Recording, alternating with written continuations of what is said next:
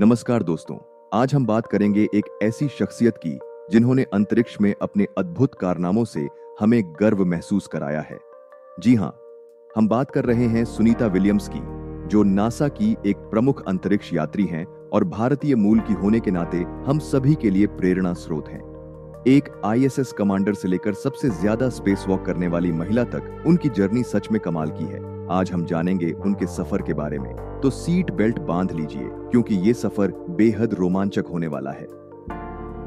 Sunita Pandya Williams का जन्म 1965 में अमेरिका के ओहायो शहर में हुआ था, लेकिन उनके पिता डॉ.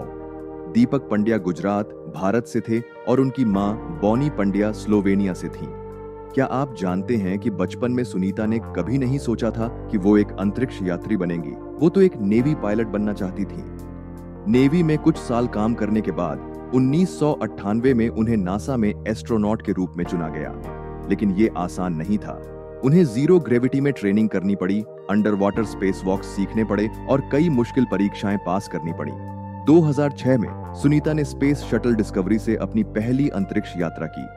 उन्होंने 195 दिन अंतरिक्ष में बिताए, जो उस समय किसी भी महिला एस्ट्रोनॉट के लिए एक रिकॉर्ड था। सुनीता ने सिर्फ अंतरिक्ष में रहने का रिकॉर्ड ही नहीं बनाया, बल्कि 7 स्पेस वॉक भी किए, जिसमें उन्होंने 50 घंटे से ज्यादा समय अंतरिक्ष में बिताया। सोचिए, हजारों किलोमीटर ऊपर बिना किसी गुरुत्वाकर्षण के बस एक स्पेस सूट पहनकर आप तैर रहे हैं। कितना खतरनाक लेकिन रोमांचक होगा ना।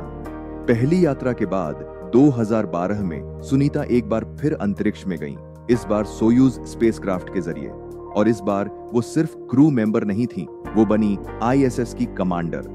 और हाँ, उन्होंने अंतरिक्ष से ही बोस्टन मैराथन भी दौड़ी थी, वो भी ट्रेडमिल पर। हाल ही में सुनीता ने एक ऐसा मिशन पूरा किया है जो चुनौतियों से भरा था और उनकी दृढ़ता और साहस का प्रतीक है। तो चलिए जानते हैं उनकी इस रोमांचक यात्रा के बारे में विस्तार से। 5 जून 2024 को सुनीता विलियम्स और उनके साथी अंतरिक्ष यात्री बुच विल्मोर ने स्पेसएक्स क्रू ड्रैगन कैप्सूल के माध्यम से आईएसएस के लिए उड़ान भरी। यह मिशन केवल 8 दिनों का होना था, जिसमें उन्हें आईएसएस पर कुछ महत्वपूर्ण प्रयोग और अनुसंधान करने थे। लेकिन अंतरिक्ष मिशन हमेशा योजना के अनुसार नहीं चलते। इस मिशन में भी कुछ अप्रत्याशित चुनौतियां आईं।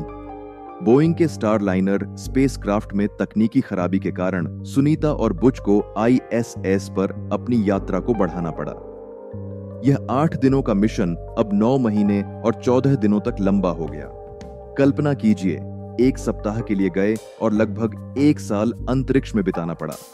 यह न केवल शारीरिक बल्कि मानसिक रूप से भी एक बड़ी चुनौती थी। अंतरिक्ष में लंबे समय तक रहना आसान नहीं होता। गुरुत्वाकर्षण की कमी से हड्डियों और मांसपेशियों में कमजोरी आ सकती है। इसलिए सुनीता और उनकी टीम ने रोजाना व्यायाम किया, अनुसंधान में भाग लिया और पृथ्वी से जुड़े रहने के लिए विभिन्न गतिविधियां की। लगभग 9 महीने बाद 2025 को सुनीता और बुच की पृथ्वी पर वापसी की तैयारी शुरू हुई।